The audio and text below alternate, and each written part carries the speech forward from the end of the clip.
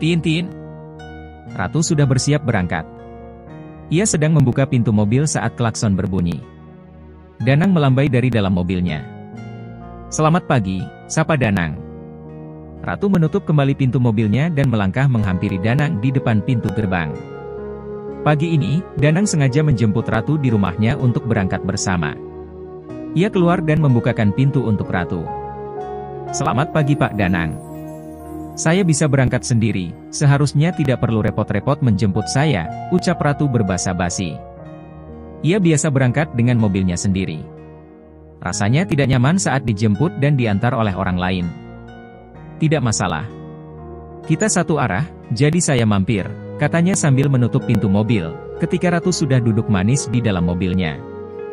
Bagaimana penyelidikannya? Tanya Aji. Dia tinggal berdua saja dengan ayahnya. Anak tunggal, belum menikah, dan baik menurut para tetangganya. Kenapa di sekolah sama sekali tidak terlihat baik dan ramah? Dia selalu saja membuatku kesal, ucap Raja sambil menghisap sebatang rokok. Mereka tidak lagi merokok di atap gedung sekolah. Markas tempat mereka merokok sekarang adalah gudang di lantai 3 gedung sekolah mereka. Gudang itu jarang sekali dikunjungi para siswa atau guru. Di sana pernah ada seorang siswi yang meninggal karena terjatuh saat berlari. Gudang itu dianggap angker oleh orang-orang. Hal itu tidak berlaku untuk Raja, Marcel, dan Aji. Bagi mereka, itu hanya gudang kosong biasa. Terbukti, mereka aman selama 2 hari berturut-turut bolos dan merokok di sana.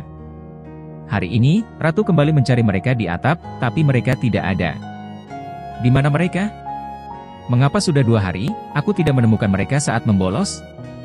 Ratu bertanya-tanya sambil berpikir ruangan mana saja yang belum diperiksa. Hanya gudang yang berada di sudut lantai 3 yang belum aku periksa. Pasti mereka di sana, gerutu Ratu.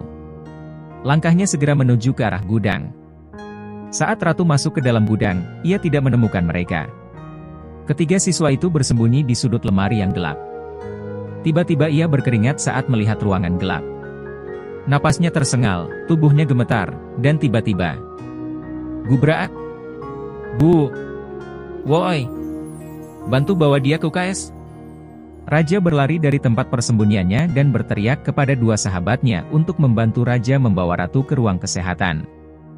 Marcel membawakan sepatunya, sedangkan Aji membawakan ponsel dan penggaris plastik kecil yang tergeletak saat Ratu terjatuh tak sadarkan diri. Raja membaringkan Ratu di ranjang ruang kesehatan. Dokter segera memeriksa keadaannya.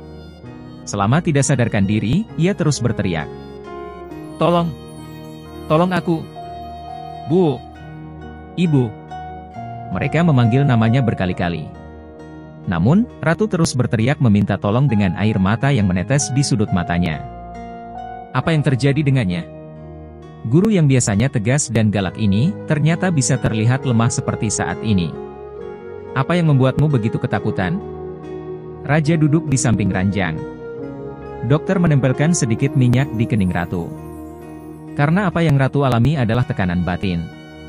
Ada sesuatu yang memicu ia seperti itu. Kenapa aku di sini? Tanya Ratu saat ia sadar. Ia menoleh ke samping dan melihat Raja tersenyum. Kemudian ia mengedarkan pandangan, mereka yang ada di sana menghela napas lega saat Ratu sadar. Bu Ratu sebaiknya pulang saja. Apakah ibu sedang memiliki masalah atau ada masalah di masa lalu yang membebani pikiran ibu? Tanya dokter. Ia menduga kalau Ratu menderita trauma di tempat gelap, karena gudang kosong itu sangat gelap. Tidak. Terima kasih dok. Ratu turun dari ranjang. Merapikan rambut serta pakaiannya, lalu menyuruh ketiga siswa itu untuk masuk ke kelas. Raja mengajak kedua temannya untuk masuk tanpa protes. Mereka berpapasan dengan Pak Danang di pintu masuk ruang kesehatan. Ia terlihat sangat panik. Ratu, panggil Danang. Raja berhenti saat mendengar Danang menyapa Ratu dengan akrab. Ia juga terlihat sangat cemas.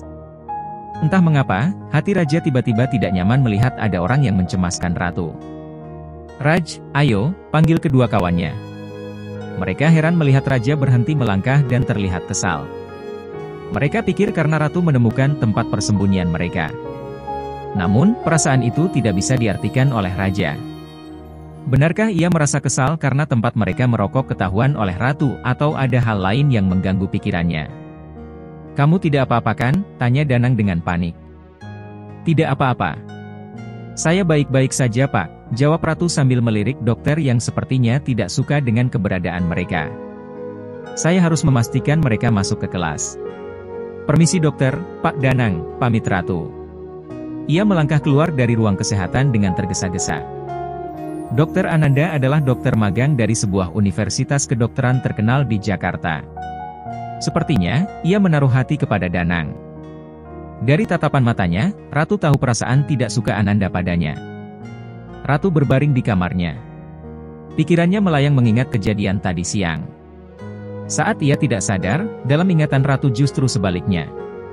Ia merasa sedang berada di kegelapan, sendirian, menangis tanpa ada seorang pun yang peduli. Semua yang ada dalam pandangannya adalah sebuah pohon yang berdiri tinggi dengan daun yang tertiup angin. Apa yang terjadi sebenarnya? Mereka bilang aku pingsan di gudang. Tapi, aku sungguh bingung.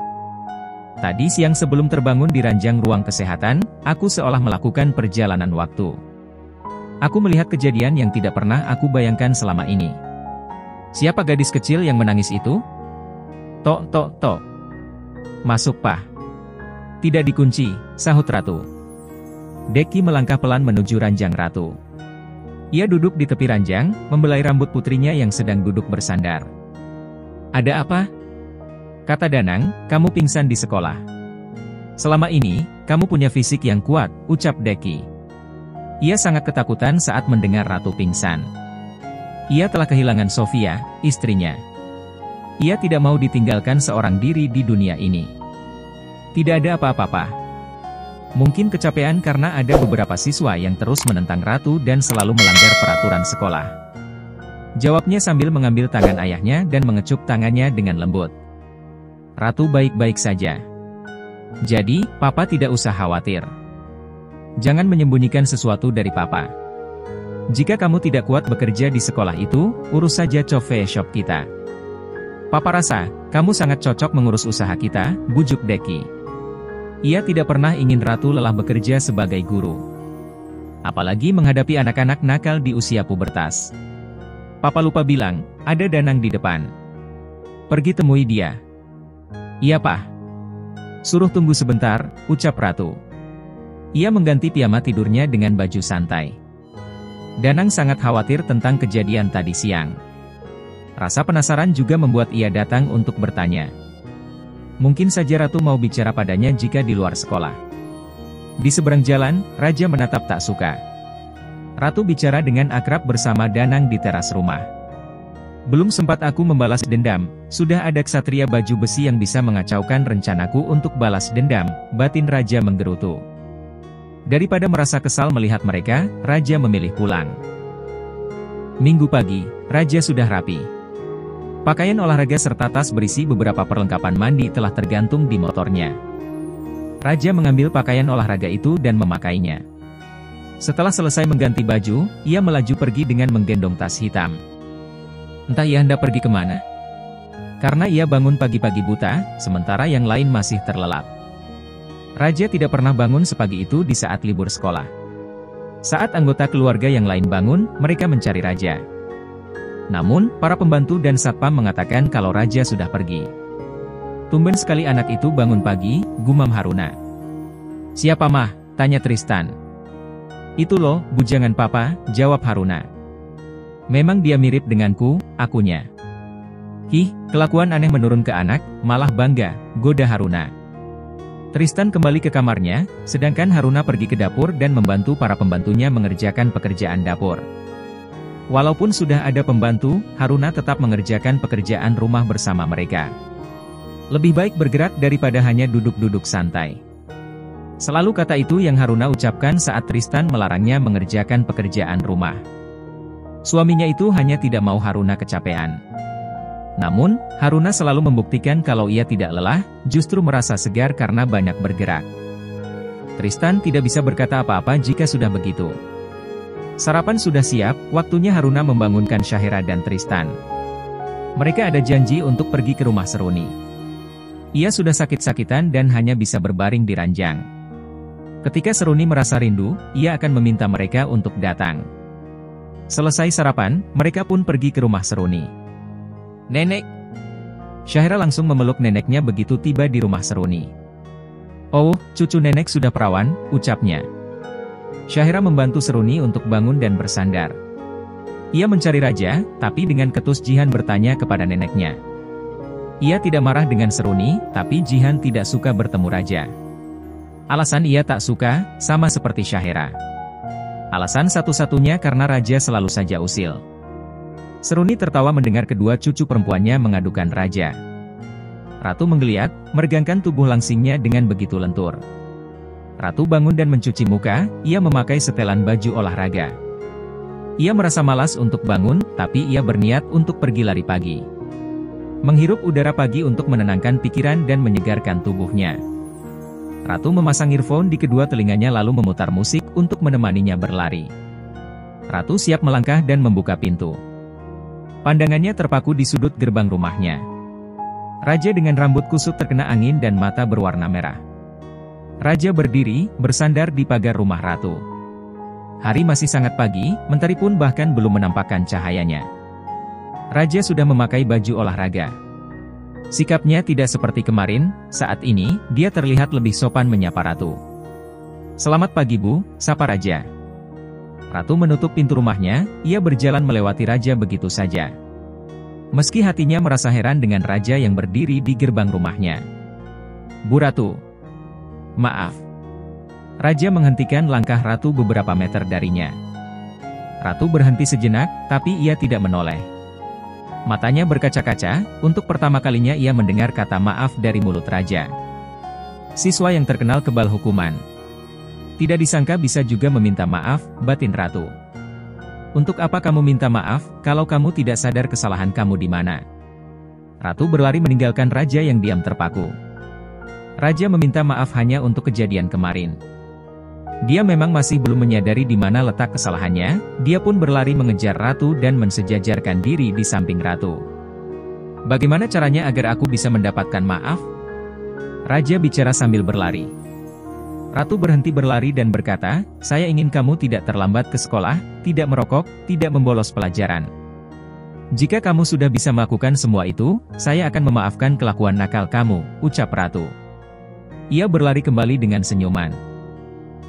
Raja hanya berdiri menatapnya semakin menjauh. Dia menyadari bahwa ia salah. 4 syarat dari Ratu terasa berat bagi Raja. Hal yang sudah biasa dilakukannya, tidak mungkin bisa dirubah hanya dalam 1 hari. Namun, ia sangat ingin mendapatkan maaf dari gurunya itu. Mereka sedang sarapan pagi bersama, menu roti gandum dengan selai kacang menjadi pilihan pagi ini. "Mah, Pah, Seren ingin bekerja. Bisakah Mama dan Papa memberikan Seren pekerjaan?" ucap Seren setelah roti miliknya habis. "Bukannya kakak ingin di rumah saja setelah menikah, kenapa ingin kembali bekerja?" Ken menghabiskan roti serta jus jeruknya. Irgi pergi keluar kota, dan kali ini sedikit lebih lama dari biasanya. "Kakak butuh kegiatan di luar rumah, supaya tidak jenuh." "Kalau begitu, bagaimana kalau jadi asisten Ken saja, karena Ken belum bisa fokus pada kerjaan kantor." "Masa direktur datang ke kantor 1 kali dalam seminggu," ledek Syahdan. "Haha, direktur malas," sahut Seren. "Bukan malas Kak, tapi Ken cuma bisa ke kantor saat tidak ada jadwal kuliah," ucapkan membela diri. "Ya sudah. Kakak akan membantumu selama kamu kuliah, saat kamu libur kuliah maka kakak libur." "Oke. Baiklah, deal." "Selamat bekerja kembali, goda Ken." Ya, terima kasih karena sudah diterima bekerja, Presdir." Mereka semua tertawa. Seusai sarapan, Seren bersiap pergi ke kantor. Ken seperti biasanya, ia menjemput Yoan dan pergi kuliah. "Door. Sedang apa?" Danang mengagetkan Ratu yang sedang duduk di atap gedung sekolah. Ia sedang membaca novel yang sangat dia sukai. "Pak Danang," mengagetkan saja. "Saya sedang membaca novel online." "Apa Bapak suka membaca cerita?" tanya Ratu. "Sepertinya novelnya sangat seru, sampai-sampai Ibu tidak sadar kalau saya sudah sejak tadi di sisi Ibu," ucap Danang. "Oh, soalnya lucu Pak." Ini novelnya berkisah tentang duda mesum banget. Ada sedih, lucu, senang, pokoknya seru. Tapi, buat saya sih, kalau Pak Danang pasti tidak suka dengan cerita percintaan seperti ini, ucap Ratu mencoba menebak. Saya suka, tapi kisah percintaan dunia nyata, kelakar Danang. Ratu tertawa mendengar Danang berbicara. Ya, sebagian besar laki-laki memang tidak suka membaca novel. Atap gedung itu sekarang tidak lagi menjadi tempat raja dan teman-temannya merokok. Saat jam istirahat, Ratu selalu datang ke sana untuk membaca novel online kesukaannya. Di pintu yang menuju ke balkon, Raja berdiri memperhatikan mereka berdua. Helaan napas berat terdengar oleh kedua temannya yang ternyata sudah berdiri di belakangnya. Saat Raja berbalik, hampir saja ia berteriak karena terkejut. Kalian! Raja bicara pelan sekali. Ia menarik kedua temannya untuk pergi dari sana. Mereka makan siang di kantin. Raja selalu terbayang obrolan Ratu dan Danang. Apa mereka berpacaran? Raja bertanya dalam hati. Seharusnya dia tidak peduli dengan urusan mereka. Namun, entah mengapa ia selalu kesal setiap melihat Ratu bersama guru olahraganya, Danang.